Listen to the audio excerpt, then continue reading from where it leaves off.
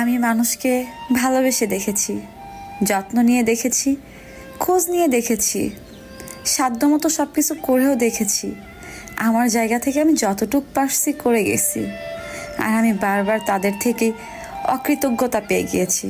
তাদের এই অকৃতজ্ঞতা আমাকে বুঝিয়ে দিয়েছে দুনিয়ায় শুধু স্বার্থপর মানুষের জন্য, নিঃস্বার্থপর মানুষের জন্য কঠিন ও ভয়ঙ্কর। এই পৃথিবীতে আমি হলাম একজন অবহেলিত মেয়ে, যে শুধু কষ্ট আর অবহেলা পেয়ে যায়।